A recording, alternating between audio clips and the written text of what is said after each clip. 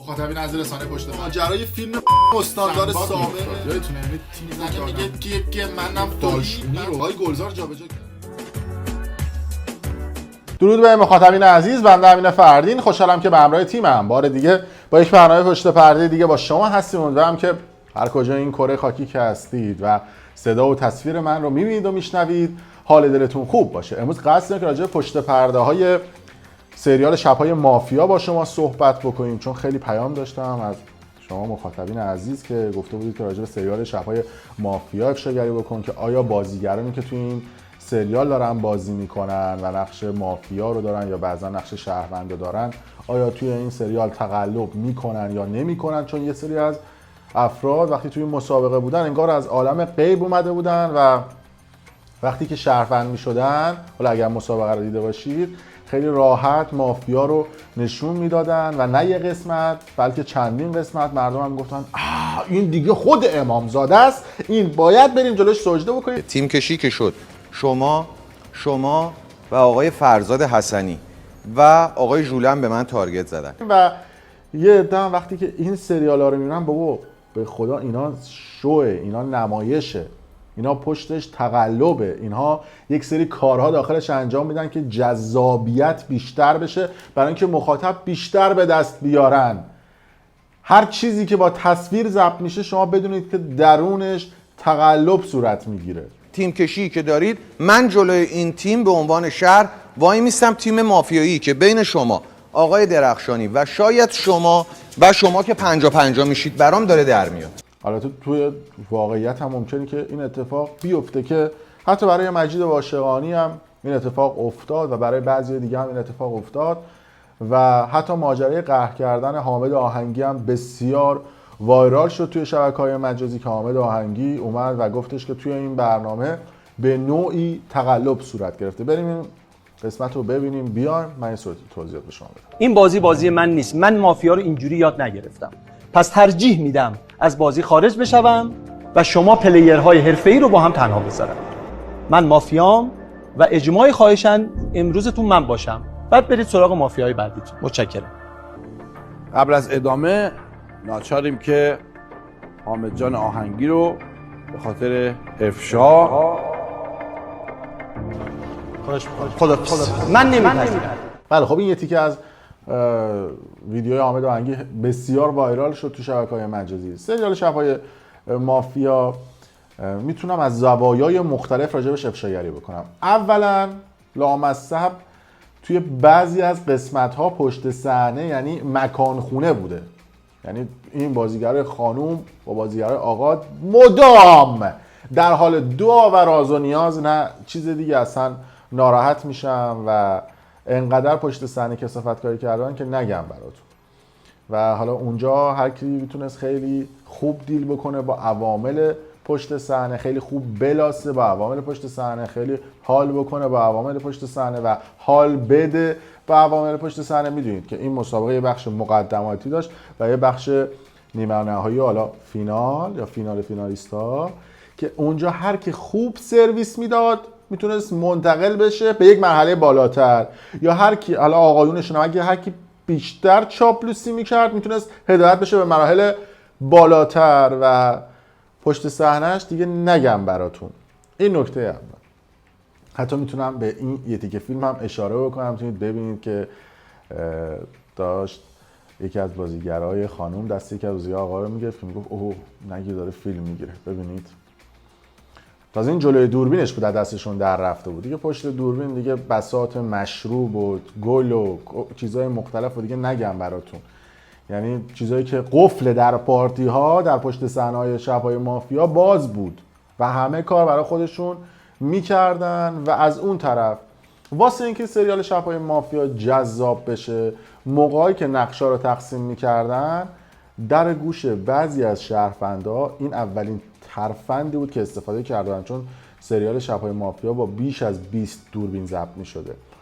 در گوش بعضی از شهروندا میومدن یواشکی اسم سری از مافیا رو لو میدادن و دوربین رو روی صورتش به صورت کلوزآپ میبستن که به محض اینکه چشمش رو باز میکنه ریاکشنش رو بگیرن و این ریاکشن ها بعداً توی ادیت به دردشون میخورد. یعنی برای اینکه بخوان سریال رو جذاب‌تر بکنن، برای اینکه بخوان این مجموعه رو هیجانی‌تر بکنن که مردم نگن که ای بابا یارو چقدر خنگه، یه سری از نقش‌ها رو میومدن لو میدادن که سریالاشون جذاب بشه، که حتی سید جواد هاشمی و آقای ژوله هم نسبت به این قضیه افشاگری کردن و صحبت کردن. البته نه مستقیم مثل من، ولی خب اشاره کردن که با این تیکه از صحبت‌های من وقتی صحبت‌های آقای سید جواد هاشمی رو بذارید کنار هم دیگه متوجه این قضیه میشید. ببینید هر چیزی محکم میگم. ایشون خودش مافیاست، پشت دوربینشون نمیدونی کی وایساده. ایشون اسم داره. خودش آقای سعید ابوطالب خودش مافیاست. عاشق تقلب. من مطمئنم ایشون از تقلب کردن بازیگران استقبال میکنه. همینطوره دقیقاً. و بعد یه جایی میزنه، الان بوق میزنه خودش میرسه. الان بوق میزنه. اگه میشه 4 نفر میرن توالت میان بدون که گره خودشون باشه، گره بازی با میشه. معلومه یه چیز به جایی که گره خودشون باشه گره باز. خیلی خوب بود. خواهش میکنم اینو بذارید تو فیلم.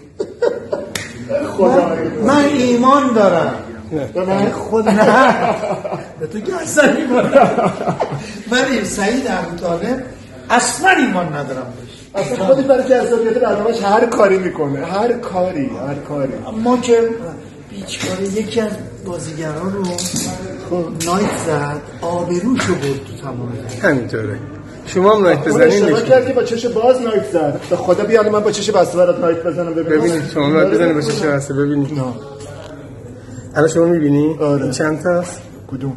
این 2 3 تا 3 تا. 2 3. خب دیگه اونقدر که آره راست میگه دیگه.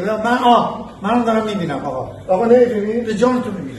این سعید جان این چند تاست؟ الان اگه چش کسی وا بشه این چند تاست؟ 4 تا. این مسابقه اینه که کی نامحسوس‌تر میتونه نایت بزنه. مسابقه مافیا خوشگل‌تر میتونه چشماش رو ببنده و ببینه. متشکرم نظرتون شنیدم. اجازه بدید که با شما موافق نباشم و نظرتون رو اعمال نکنین تو فیلم. اما مورد بعدی که بسیار هم حالا تابلو بود، موردی بودش که از پشت صحنه کد میدادن به افرادی که داخل بازی بودن. مثلا می اومدن و وقتی که نقش ها رو تقسیم میکردن، یکی از افرادی که خیلی خوب تو این قضیه تونست از تقلب استفاده بکنه و 6-7 قسمت هم این تقلباش ادامه داشت، مجید واشقانی بود که موقعی که نقش ها رو معرفی میکردن، اگر برید دقت بکنید از الانی که این توضیحات رو میدم به قسمت های قبلی یا به قسمت های جدیدی که میاد متوجه میشید. میگم معما چو گشت آسان شود، از الان بعد میتونید به این قضیه پی ببرید. موقعی که نقشه رو تقسیم میکردن، به محض اینکه طرف بلند میشد و خودش رو معرفی میکرد یا میخواست تارگت بزنه، برمیگشت و نگاه میکرد به پشت صحنه. به هر حال یه نفر رو پشت صحنه داشت که اون آدم حالا بنا به علامت هایی که از قبل کدگذاری کرده بودن به اون میرسون. مثلا اون کسی که پشت صحنه ممکن بود دستشون اینطوری بکنه و از قبل با هم کد گذاشته باشن که اگر من دستمو اینطوری کردم یعنی طرف مافیایی، اگر دستمو اینجوری کردم یعنی طرف شهرونده. این کدایی بوده که میتونستن بذارن. که برای اینکه بخوام این حرفمو اثبات بکنم، این ویدیو رو اگر روی تصویر ببینید، موقع معرفی افراد مختلف تصویر مجید واشقانی رو اگر نگاه بکنید، موقع معرفی هر نفر برمیگرده و عوامل پشت صحنه رو نگاه میکنه. نگاه بکنید حتی در این مدل و در این قسمت دوباره برگشته و پشت صحنه رو نگاه میکنه. نفر بعدی باز وقتی خودش رو معرفی میکنه، دوباره مجید واشقانی برمیگرده و پشت صحنه رو نگاه میکنه. دوباره وقتی که یه شخص دیگه خودش رو معرفی میکنه، دوباره برمیگرده پشت صحنه رو نگاه میکنه. اینطوری کاملا خودش به عنوان شهروند میتونسته متوجه بشه که کی مافیه و بعد از اون بلند میشد و وای میشد همون اول بسم الله میگفت سلام علیکم بسم الله الرحمن الرحیم آبی و سی مافیان. همین گفتن چه حس شیشمی، چه حس خفنی. و ملت حالا نه همشون ولی بعضیشون زود باور متوجه این تقلبه نمیشدن و برای خودش نمیدونم الان کلاسای خصوصی هم داره برگزار میکنه برای مافیا شناسی و این صحبت ها. کلا بعضیا واقعا از آب کره میگیرن. ولی برید ویدیو رو نگاه بکنید، تو قسمت هایی که خودش مافیاه موقع معرفی کردن بقیه اصلا پشت صحنه رو نگاه نمیکنه. که حتی به این قضیه حسین مهری هم اشاره کرده بود که مجید واشقانی تقلب میکنه. حتی اسم مجید واشقانی رو نیاورده بود، گفته بود که یه سری از این افراد. ببینید توضیح همون برای مافیا.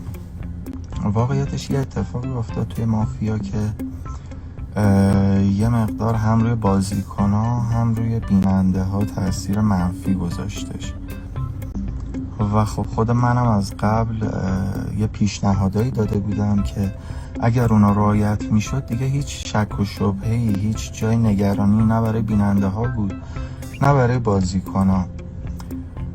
اونم این بودش که خب ما ماسک بزنیم، موبایل همراهمون نداشته باشیم. عرضم به حضورتون که بین بازیکن‌ها و عوامل کار یه پرده مشکی زده شه که خیلی مشخص نباشن و بازیکنایی که میرن خارج بازی، این بازیکن‌ها دیگه تو دید بازیکنای داخل بازی نباشن. ولی خب نمیدونم به خاطر شکل اجرایی برنامه یا به خاطر احترام به بچه‌ها و به بازیکنایی که شرکت کردن خیلی اینو نپذیرفتم که این کار رو انجام بدن و خیلی زمانی هم نبود. البته موقعی که من گفتم دیگه فردا ضبط بودش، خیلی زودتر نمیشدش که حالا منم بگم زمان زیادی هستش که بخوام این کار رو انجام بدم. عرضم به حضورتون که این اتفاقات نیفتاد و توی دسته دوم یک اتفاقی افتاد که من ترجیح دادم به مردم بگم، چون من زمانی که خودمو ضبط کردیم به آقای ابوطالب گفتم که این دست رو مردم خیلی دوست نخواهند داشت قطعا، ولی نظر ایشون یه چیز دیگه ای بودش. متاسفانه من دیدم که یعنی بازی که شروع شد 4 نفر از بازیکن‌ها که صحبت کردن، من دیدم 2 تا از بازیکن‌ها دارن بیرون رو نگاه میکنن و تقریبا دارن تایید میگیرن، تقریبا که نه دقیقاً اون رابطی هم که بهشون میرسوندم دیدم چه کسی هستش. واسه همین اون موقع به همه اعلام کردم، یعنی به پشت صحنه کاملا واضح اعلام کردم جلوی همه و یه مقدار فضام سنگین شد و بازیکنایی که مافیا بودن از اینکه داره تقلب میشه ناراحت شده بودن، خود شهروندا هم خب ناراحت بودن، اون کسایی هم که حالی تقلب کردن یه ذره نگران شده بودن. واسه همین خیلی جو خوبی برای بازی نبودش واقعیتش و اسمی هم از اون 2 تا بازیکن هیچ وقت نمیبرم، چون بالاخره یه بازی بوده، در نهایت قرار بوده یک چیز تفریحی باشه، یک شیطنتی انجام شده، ولی خب این شیطنت باعث شدش که مثلا خود من دیگه اینو وقتی توضیح دادم دیگه وسط بازی وقتی بازی شروع شدش یه جایی داشتم توضیح میدم یه لحظه خودم گفتم حسین برای چی اصلا داری توضیح میدی؟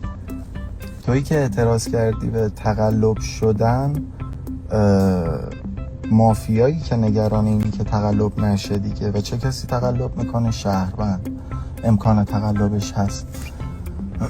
یعنی دیگه خب همون اول مشخص شده بودش که من مافیام، یعنی خیلی دیگه رو شده بودش و خب دیگه بالاخره از عالم غیبم دیگه یه سری کمک ها رسیده بودش.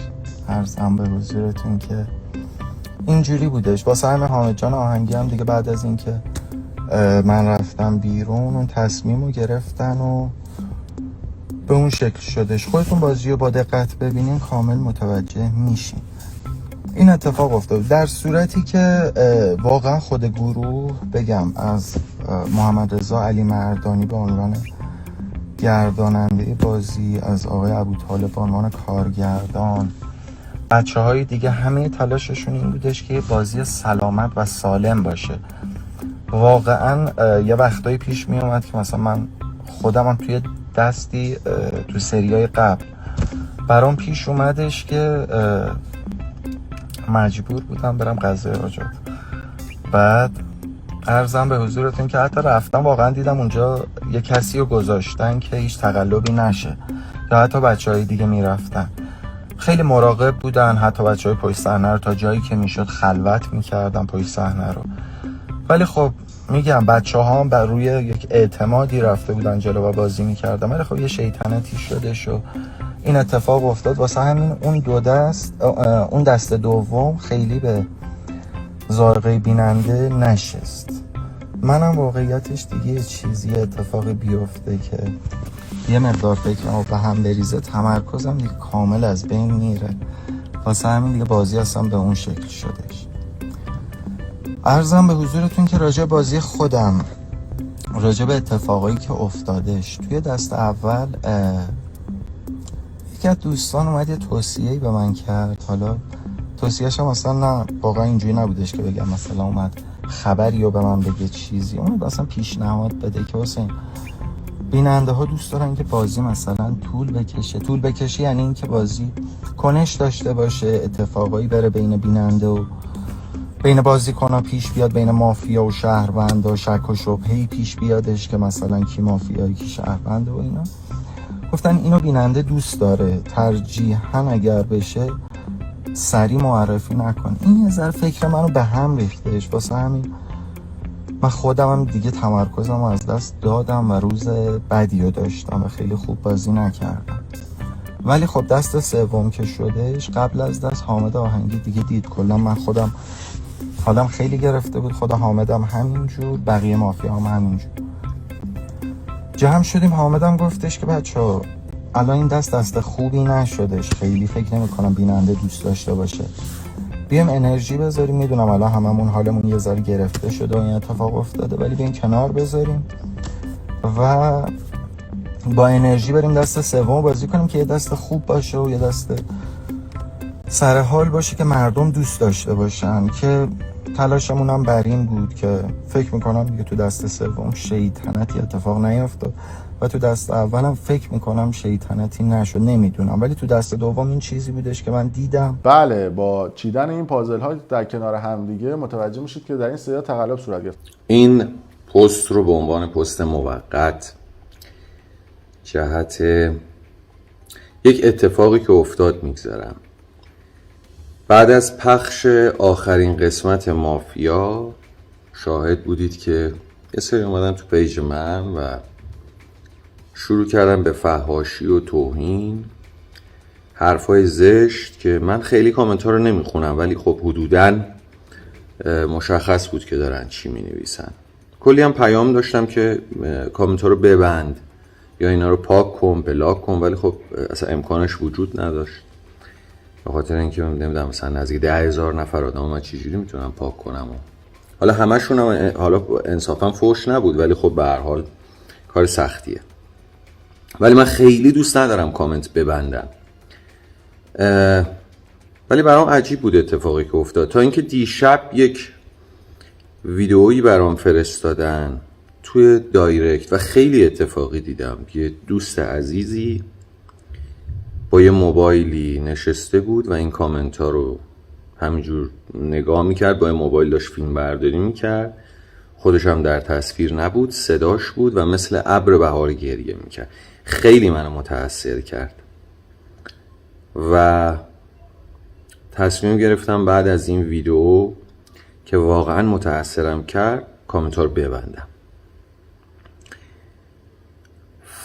فقط این رو بگم که آدم‌های بسیار بسیار بزرگ تو این فضای مجازی فوش خوردن. اصلا من که کسی نیستم خیلی، حالا یه روزم ما فوش بخوریم، ولی اینو خدمتتون عرض کنم که اولا این کامنت ها اصلا برای من ارزشی نداره، نه میخونمش نه تأثیری میگذاره. به خاطر همین موقعی که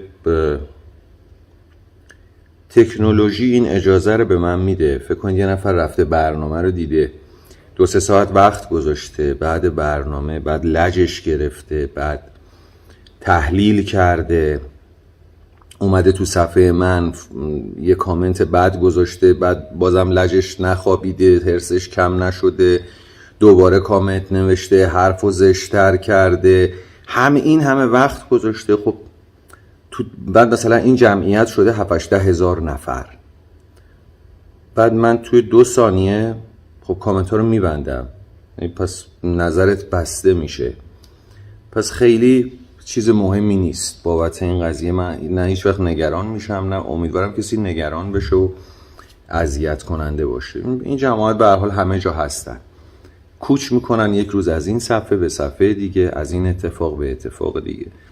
جمعیت همیشه عصبانی، همیشه معترض خیلی نیستن، ولی خب به هر حال موقعی که یه جا جمع میشن خیلی به نظر میرسن.